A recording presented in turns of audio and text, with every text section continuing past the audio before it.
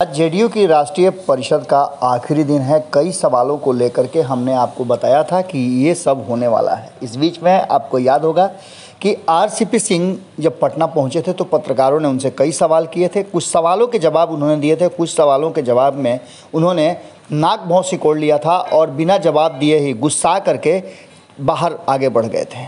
आपको बता दें कि अब इस पूरे मामले पर कई खुलासे सामने आ रहे हैं।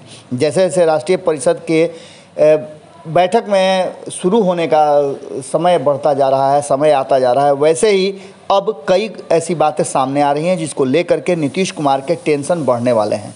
पहले तो ये खबरें आ रही थी और हमने पूछा भी था कई नेताओं से, उनका सीधा जवाब था कि राष्ट्रीय परिषद में सब कुछ ठीक ठाक हो जाएगा और जो चीज़ें पहले राष्ट्रीय कार्यकारिणी ने तय किए, जिन एजेंडों पर मुहर लगाया है, राष्ट्रीय परिषद उसे स्वीकृत करेगी। इन्हीं सब बातों को लेकर केसी त्यागी ने भी कल किया था। लेकिन इस बैठक से एक दिन पहले जब इंटरनल बैठक हो रही थी राष्ट्रीय परिषद के सदस्यों की, तो उससे आरसीपी सिंह नज़र नहीं आए और जब मीडिया के साथ बातचीत करने की भी बात आई, जब बारी आई तो केसी त्यागी और उपेंद्र कुशवाहा ही नज़र आए, बाकी के कोई वरिष्ठ सदस्य नज़र नहीं आए थे। इस बात को लेकर के भी कल से ही उधेड़ बुन का दौर शुरू था। अब इस पर विराम लग गया है और कहीं ना कहीं एक नई बात सामने आ गई है और ये नई बात नीतीश कुमार, ललन सिंह, उपेंद्र कुशवाहा, केसी त्यागी शरीक है, जितने भी वरिष्ठ नेता हैं, राष्ट्रीय परिषद के सदस्य हैं, उनके लिए टेंशन का कारण बन गया है। जदयू में जो कहा जा रहा था कि सब कुछ ठीक ठाक हो जाएगा, जदयू में जितने भी सवाल हैं, सब सवालों का जवाब आज नीतीश कुमार के फैसले के बाद, नीतीश कुमार के निर्णय के बाद आ जाएगा, उसमें उलझन पैदा हो गई है और ये उलझन पैदा हुई है आरसीपी सिंह के अड़ियल रवैया के कारण। आपको बता दें कि आरसीपी सिंह लगातार ये बात कहते रहे हैं कि वो संगठन का काम ऐसे ही जैसे देखते आ रहे हैं वैसे देखते रहेंगे और यही वो बात है जो नीतीश कुमार और बाकी के लोग नहीं चाहते हैं।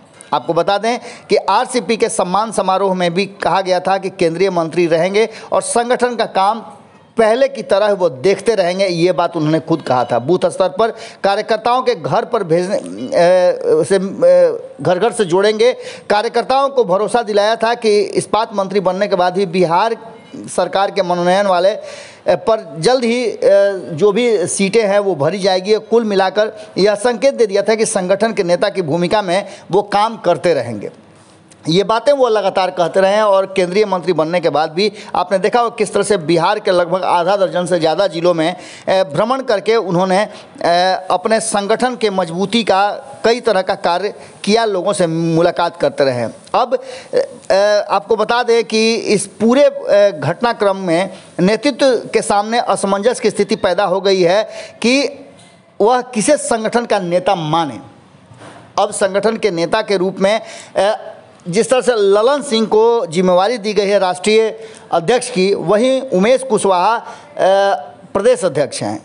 दूसरी तरफ आपको पता है कि उपेंद्र कुशवाहा को भी बड़ी जिम्मेवारी देने की बात चल रही है। इस बीच में आपको बता दें कि नीतीश के लिए असमंजस की स्थिति पैदा कर दिया है आरसीपी सिंह ने ये बयान दे करके। यही वजह है कि ललन सिंह अब तक आपने देखा होगा कि अध्यक्ष रहते हुए भी पूर्ण भूमिका में नज़र नहीं आ रहे हैं। आज राष्ट्रीय परिषद की बैठक में ये तय होना था कि ललन सिंह अध्यक्ष बनने के बाद कार्य समिति के सारे फैसलों की पुष्टि करेंगे।